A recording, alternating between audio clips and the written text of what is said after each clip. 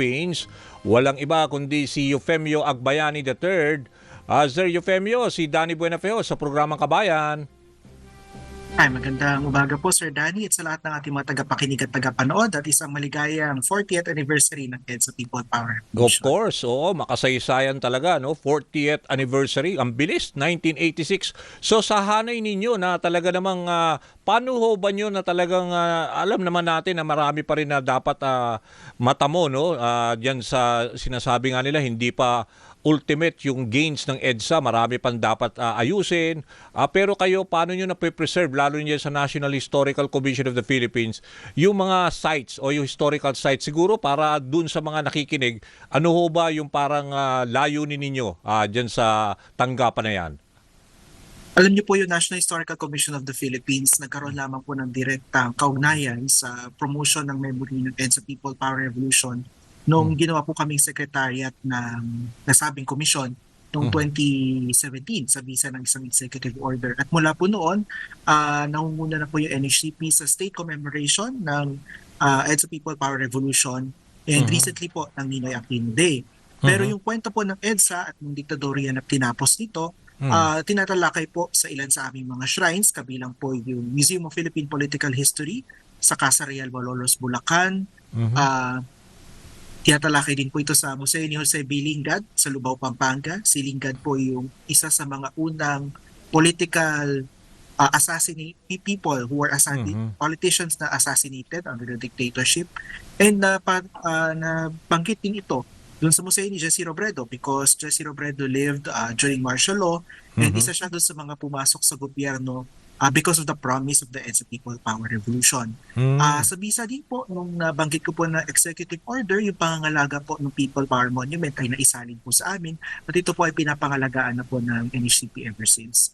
So, nitong nakaraang mga linggo, nagsagawa po ang NHCP ng isang colloquium sa pakikipagtulungan ng Ateneo de Manila University Department of History and Ateneo Museum and Martial Law Museum and Library para talakayin po yung mga kwento ng mga nakasurvive ng martial law at ng naka-experience ng EDSA People Power Revolution. And nakikipagtulungan din po tayo sa mga organisasyong katulad ng Bantayog ng Mga Bayani at yung ahensya pong Human Rights Violations Victims Memorial Commission para po ma-promote ito pong alaala ng EDSA People Power Revolution.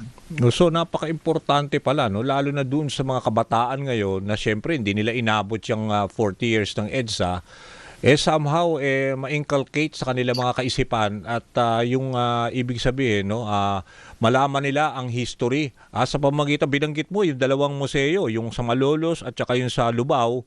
Dapat siguro nag-create tayo ng awareness for them na bisitahin ito, no? At syempre People Power Monument ay dapat may sila, no? Meron naman mga marker diyan na at least sariwain nila at para hindi mamatay yung diwa ng EDSA, Sir Eufemio. Alam niyo po, kagandahan po sa museo po ng NHCP, mga shrines and landmarks po namin, ito ay free of charge. So hindi kaya po natin yung ating mga teachers, mga estudyante, isama sa mga tour, mga ganyan, bumisita. tour, no? Parang Mga tour, yes. historical tour, ganon. Oo. Opo. Open po kami Tuesdays to Sundays, 9 a.m. to 4 p.m. Oo. So, nakakatuwa po dahil napapansin po natin na marami sa mga kabataan po natin, kasama ng kanilang mga magulang at guro, ay bumibisita sa mga shrines ito. Ang inyong lingkod po, nalala ko po yung mother ko ho, dinadala ako sa mga historical shrine sites before. Doon po ako nagkaroon ng hilig sa kasaysayan. So, kagandahan po kasi sa pag-visit sa mga sites, hindi na lamang po basta teksto, hindi na lamang po basta litrato, yung kasaysayan natin, yung struggles ng ating mga kababayan noon. Nagiging, yung nakakabuo tayo ng personal connection sa mga bagay through the reminders, through artifacts, through paintings, through the displays of these shrines and landmarks. Kasi nga importante kasi at that time, 'di ba, medyo shaky ang ating political landscape, 'di ba? So ngayon, as we face another mga challenge na ngayon moving forward sa mga future elections, importante na may tama silang pananaw, 'di ba? Sabi niyo nga personal connection through artifacts at saka yung mga paintings, siguro din yung mga libro ng kasaysayan para wala akong pagbabago o yung nire-revise yung kasaysayan, 'di ba? Yung revisionism, 'di ba? Yung sinasabi nila. Yun po, nabanggit niyo po yung libro. Meron din po kami tinatawag na Mm. National Memory Project. Isa po Mm. itong website kung saan pwede pong ma-access ng ating mga kababayan ng Mm. mga iba't ibang Mm. aklat ng kasaysayan ng libre. Mm. Mayroon po dito ng mga downloadable, yung iba naman po Mm. pwedeng basahin on sa mismong site. At we also encourage people to contribute to the National Memory Project if you want to have primary Mm. and secondary sources on Mm. history included, pwede niyo po i-contact ang aming opisina. Yun din Mm. po yung aming library ay bukas po sa mga nais bumisita at magsaliksik tungkol sa ating kasaysayan. And ang maganda po matandaan po natin dito is um, yung turo sa atin ng kasaysayan, yung kapangyarihan ay nasa taong bayan. Mhm. Kailangan po nating bantayan kung anong ginagawa natin yung mga pinuno, and Mhm. hindi po natin pwedeng iasa na karoon lang tayo ng pagbabago sa pamahalaan Mhm. kung hindi po tayo mismo mga mamamayan ng kikilos at magkakaisa para Mhm. magkaroon ng pagbabago sa ito. Pag ganun ho ba, Sir Eufemio, meron kayong mga ina-arrange, no? Let's say campus tour diyan sa mga area na kung saan yung mga historical sites, lalo sa Malolos, tsaka sa Pampanga, at tsaka diyan sa People Power Monument. Meron naman kayo siguro mga talagang mga ano, no, nakakaalam nung kasaysayan na somehow will guide them, parang tour guide na that will teach them what happened in this particular day, mga ganon. At tsaka katulad ngayon, busy ngayon we are now feeling itong 40 years, no? Ano mga activities lined up for this week ho? Ayun po, so actually yung ating replay ceremony kanina, yun na po yung Mm. culmination ng mga activities po na organized ng NHCP. Mhm. We kept the ceremony simple because we recognize na marami pa pong mga ibang magkakaroon na activities from the private sector naman. Mhm. Pero gaya na nabanggit ko kanina, nung Monday po, meron kaming symposium with the Ateneo na Mhm. and this is live stream. So pwede pong balikan ng ating mga kababayan Kailan na to? Kailan, sir? nabanggit. Nung Monday po, Nung Monday, February 23. 23. Tama. And then, yung kahapon naman po, we had a Pandesal Forum with the Family Bakery Cafe. So nakakatuwa Mm. po dahil Mm. marami pong mga kwentong na i-share through these Mm. activities.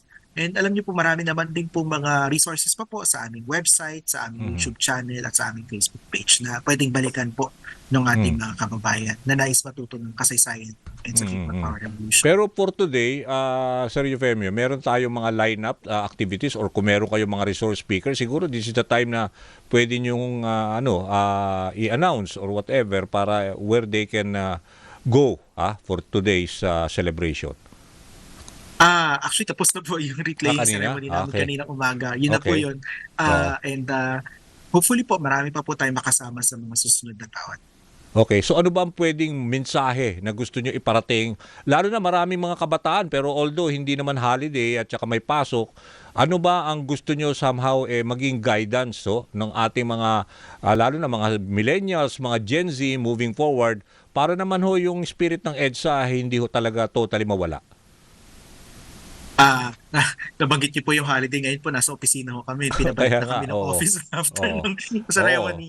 So ano yung message that you want to at least convey sa ating mga listeners, lalo na mga estudyante na somehow hindi nakaka-connect debut to ng EDSA?